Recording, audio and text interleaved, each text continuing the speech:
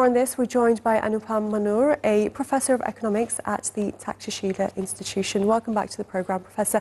Now, India is extending tax exemptions through 2041 to give global hardware makers long-term fiscal certainty. How significantly will this improve India's cost competitiveness against rival manufacturing hubs like Vietnam and China?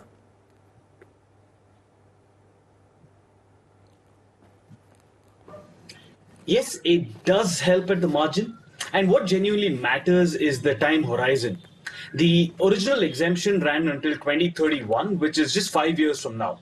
And this is not enough time for the returns on the capital expenditure it was meant to invite. Essentially, the window was too short to plan large, long-term investments. Now, however, with the exemption, I think 15 years seems long enough that a firm can actually plan around it. However, this is a much narrower fix and corrects a slightly self-inflicted harm. You see, when a brand owner ships tooling to a contract manufacturer, the international position is that this shouldn't create a taxable presence. But India did otherwise and is now merely correcting it.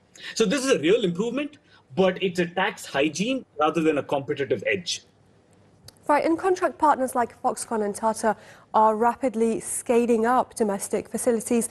Will these extended tax breaks be sufficient to encourage sub-tier component suppliers to move their primary supply chains to India as well?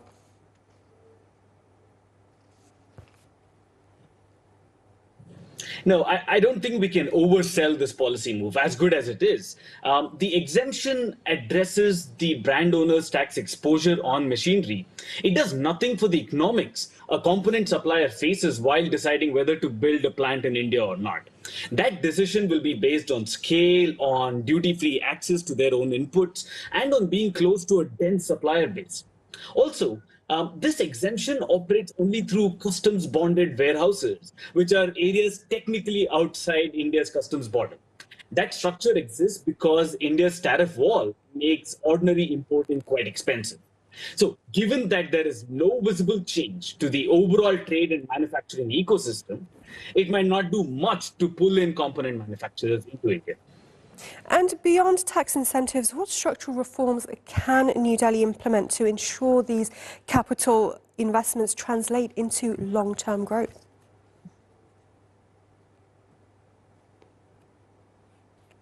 Yeah, there are quite a few things, obviously, that India can and must focus on, but I'll try to limit it to just 2 or 3 items. The first one is tariffs. The government is subsidizing electronics assembly through incentive schemes while taxing the components that that assembly needs. So then it builds these bonded enclaves to escape the tariffs. So cutting component and capital goods duties would do more than any other exemption that we can think of, and that would help every sector, not just one. Second, make tax certainty structural rather than transactional. So if we broadly agree that this is a move in the right direction, why limit it to 2041, which will invite fresh lobbying again in perhaps 2038 or 2039? So this should be made a permanent feature. Third, and I think this is the slightly boring and repetitive economics answer, which is that we need structural argument, right, which is structural reforms. So we need to reform land and labor along with providing reliable power and water.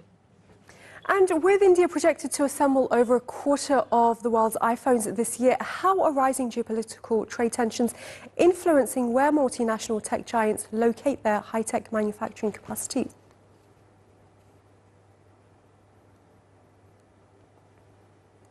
Yeah, we just need to look at a little bit of history here. So India went from about 6% of global iPhone shipment in 2022 to 22% in 2025 and around 26% this year, as you mentioned earlier.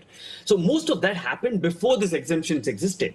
So firms were already diversifying because of concentration risk had become an important survival question. There is an acknowledgement of this even in the government's draft bill. It cites evolving geopolitical developments and disruptions in trade and supply chains as the main reason behind this move. So there's one thing that deserves attention here, though. Final assembly can relocate rather quickly, but entire supply chains don't necessarily relocate. So 26% of iPhones are assembled in India, but most of what goes into them arrives from elsewhere, largely China, where the risk still exists. So reducing dependence needs more than just relocating assembly. Right, interesting analysis there, Professor Anupam Manur from the Takshashila Institution. Thank you very much as always.